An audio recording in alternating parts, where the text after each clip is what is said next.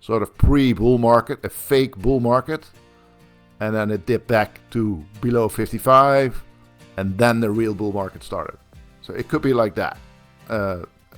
This could be the fake bull market, the pre-bull market with the euphoria around ETFs and the election of Donald Trump, the end of the war on crypto by the Democrats. But yeah, that's scenario 2. And that would mean that the next step would be a bull market. So after the blue, we had this fake bull market, bear market. Now we get the real bull market, the red. Plan B begins by examining the macro picture. On the stock-to-flow model, Bitcoin's theoretical valuation sits around $500,000, meaning that at the current price of $90K, the market is substantially undervalued compared to the scarcity-based forecast. Meanwhile, the moving average and realized price indicators both hover around $56,000, which places them well below spot price but in a configuration that historically precedes major market movements. So let's dive right into that. And before I do that, please check out my website, planbtc.com, for more information and also the data and all the charts, real-time charts that I'm showing today. So let's go to RSI first. RSI, it's at 55. That's a big dip from 65, but it's still in an uptrend. It's above 50. Everything above 50 is uptrend. Everything below 50 is a downtrend. So it's not overbought, the red area. It's also not oversold. It's a bit in the middle, but it's still a big dip. And last video, I said that I would be worried if the RSI dips to 55. Well, we are at that point right now. So in my opinion, there are 3 scenarios from here. First scenario, like 2014, we'll have a bear market, or 2018 when it was at 55 as well, bear market followed, or 2022, RSI was at 55 and a bear market followed. That means a minus 50% drop from here to below the 50,000 level. That's what this could mean in scenario 1. Scenario 2 is that it's like 2019. So we had a sort of pre-bull market, a fake bull market, and then it dipped back to below 55, and then the real bull market started. So it could be like that. This could be the fake bull market, the pre-bull market with the euphoria around ETFs and the election of Donald Trump, the end of the war on crypto by the Democrats. But yeah, that's scenario 2. And that would mean that the next step would be a bull market. So after the blue, we had this fake bull market, bear market. Now we get the real bull market, the red. Now the third scenario is that this time is different. That this time the range of the RSI will be between 75 and 55. It will stay there. It will stay like this. And we will see no more red and no more blue. Which scenario we will see, I don't know. But I lean towards scenario 3, this new normal range of the RSI. And the reason that I think that is we're seeing a lot of institutional investors entering the market, and they invest different than retail. Retail would invest or try at least to invest at the low end of the market, and then maybe sell at the high end of the market, and then make a profit, and then wait until the bear market is there again. That would be a typical retail mindset. An institutional investor thinks differently. They think in terms of exposure. So they'll say, okay, we have a mixed portfolio of some shares, some bonds, and we'd like some Bitcoin in there, and we'd like an exposure of, say, 1% or 2%, whatever. Now, what happens if you invest like that?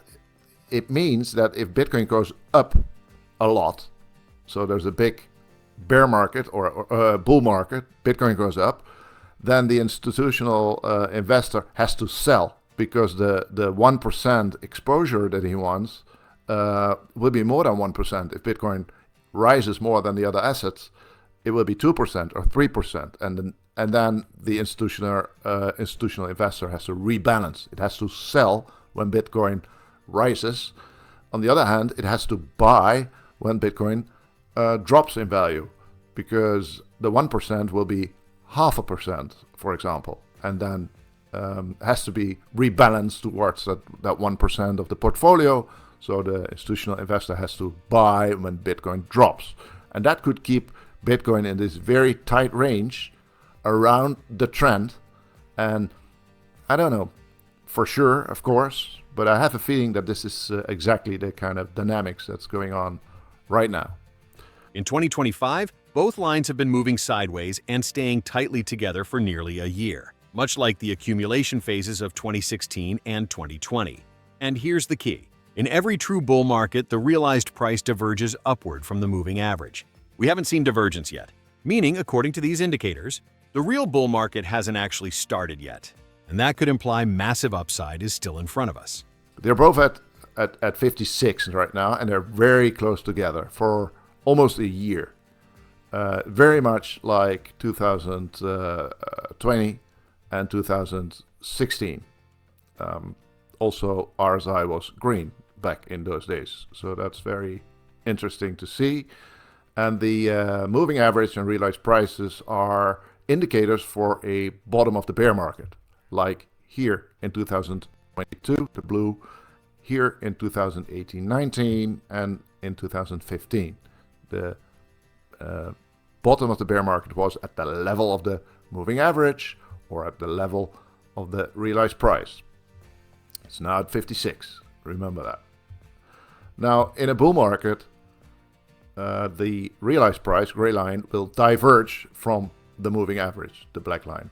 It happened in every major bull market, and in my opinion, we will see a divergence if a real bull market starts, or when a real bull market starts. I don't know. So what I do know is that we have not seen divergence yet. So in my opinion, there has not been a real bull market yet. It has yet to start. Anyway, stock to flow. Stock to flow, that's the gray line, right? The gray line, it's this formula. It's based on scarcity. It's basically a thesis that value is based on scarcity, and it says something like Bitcoin is scarcer than gold, so the market cap of Bitcoin should be higher than the market cap of gold. By the way, if you have not read the articles about stock to flow, they are from 2019. That's this area. They're all on my website, planbtc.com. Articles are there, the data is also there, and real-time charts and all. So please take a look. Stock to flow is a fundamental view. It says what Bitcoin should be worth, not what it is worth. So right now it points to a large undervaluation of Bitcoin. Bitcoin is really undervalued. Of course, it's very rough. It's very rough because it's only based on one parameter, one variable, the scarcity, and it's really a linear regression. So it's best to use a range. I use a range of 250,000 right now and 1 million. It's even the lower range of 250,000 is, of course, more than 2.5 times the price level that we are right now. So it's still a big jump. And by the way, Bitcoin stock to flow says nothing about the tops or the bottoms. It doesn't say when they are. It doesn't say how high or how low they are. It's just an average over that 4-year period.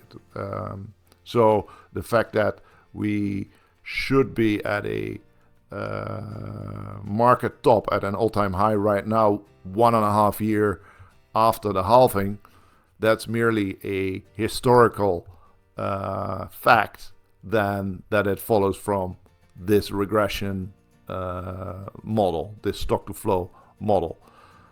Also, some people say the model is broken, invalidated, but I guess that's to be seen. It's too early to tell.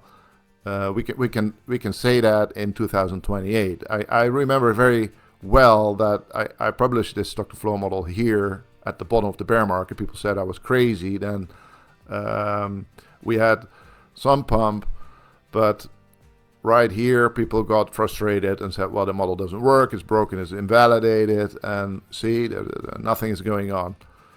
And then when everybody was about to give up on the model, then it finally pumped towards this predicted model values and Bitcoin values. So I'm seeing the same right now. A lot of people think it's invalidated, they say it's broken, they're frustrated that it's not already at the 500K or at least 250K level. But it's to be seen at 2028. If this straight line here, this growth line, which is almost exponential growth right now for the last couple of years, goes on, it will hit that line in 2027. Anyway, there's also a lot of people that have problems with me talking about prediction.